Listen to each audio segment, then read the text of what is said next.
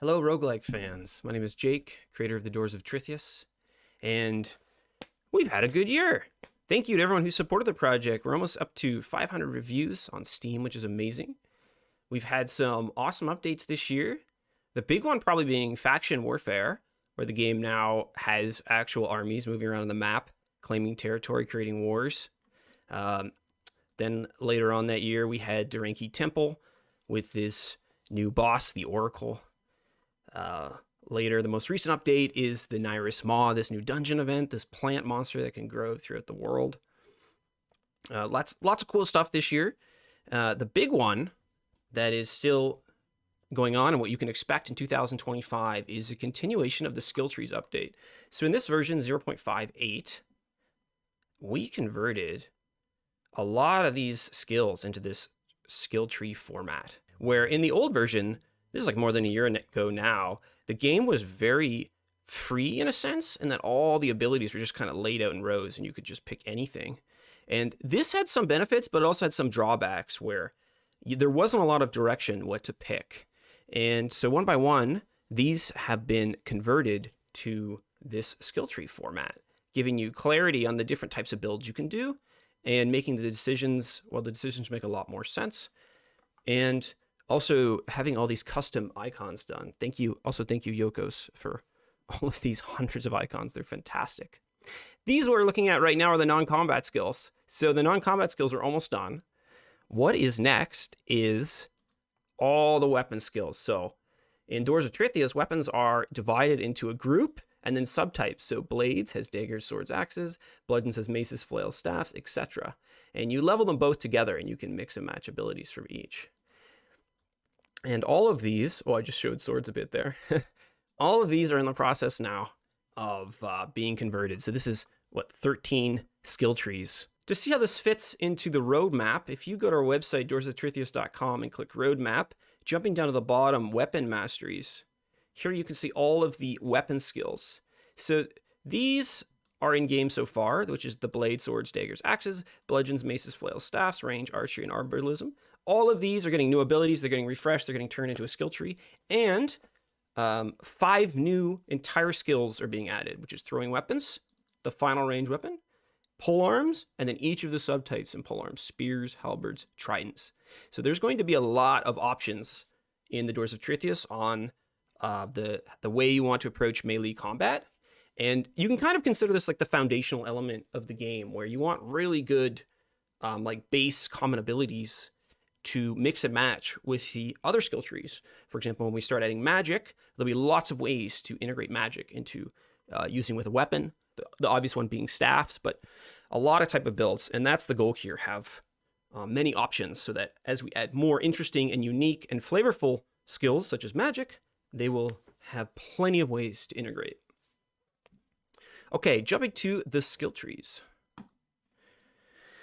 Here, I wanted to show you guys some of the process and what this looks like. So I'm using this tool, Miro, which is great for visualizing. I know I'm not affiliated with them. I just like their tool. Great for visualizing. Here we're looking at the swords skill tree. And the way this process has been going is I lay them all out. I want to see all the tooltips to just at a glance see how the tree works, and then like make swaps, then get some feedback, and then make more swaps and make tweaks, and then get some balance feedback and get notes.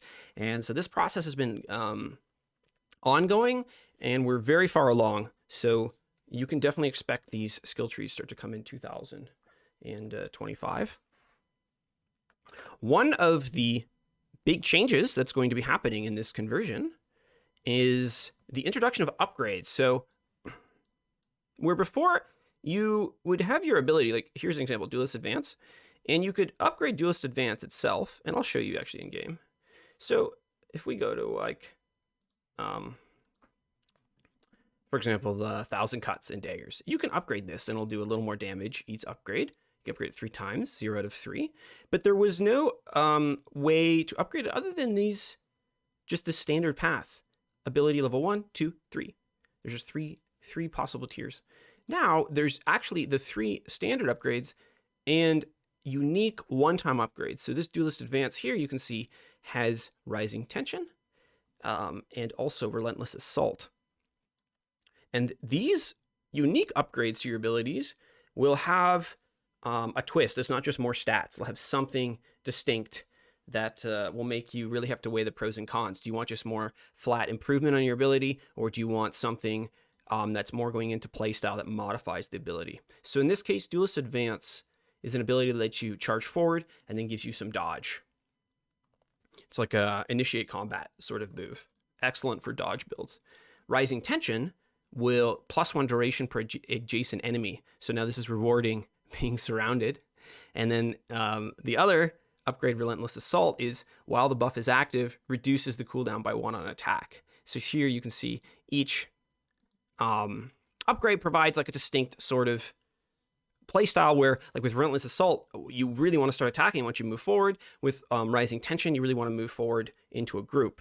And those you can take or leave. You could just take the normal upgrades, or you could take the unique upgrades.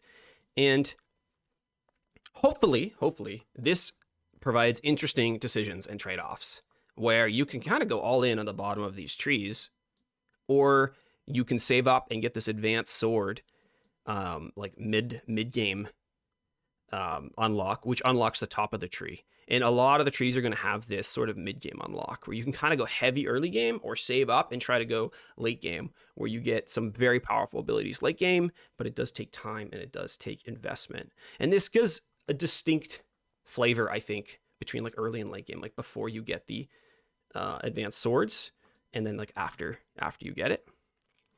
I'll also add at this point, eventually there will be trainers added to the game too. If I go back to the roadmap, let's just jump to the roadmap here. Search trainers, skill trainers. NPCs are going to be paid to give levels and sell skill-related items and new abilities. So even with all these new abilities and upgrades, you can also expect, as you get into later game, you'll be able to find trainers to buy new abilities.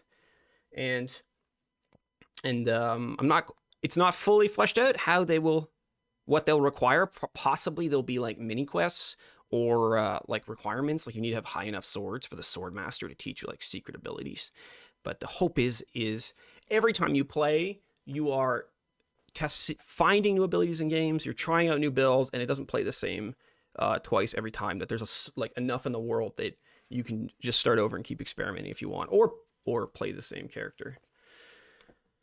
So that is the big push right now, is all of these skill trees, which I've already showed this.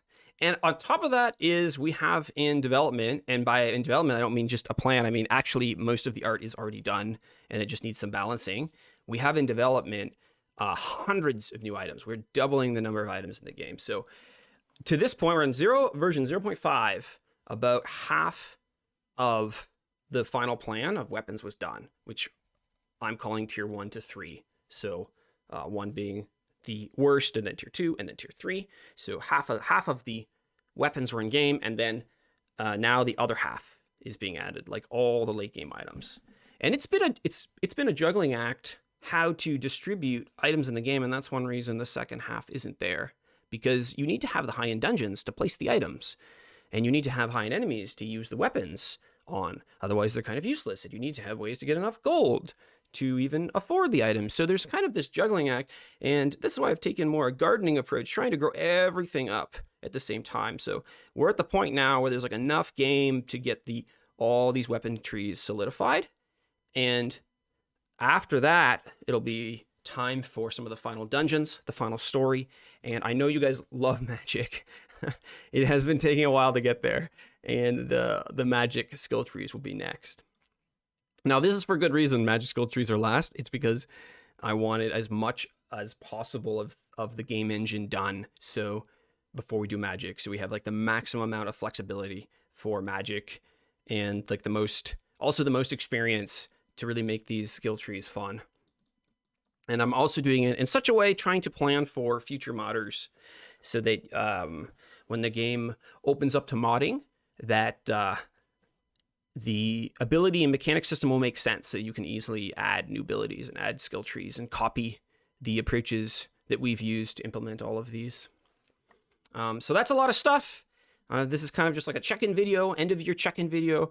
The game is still full steam ahead. So thanks to everyone, and Happy New Year's. And yeah, thanks for watching.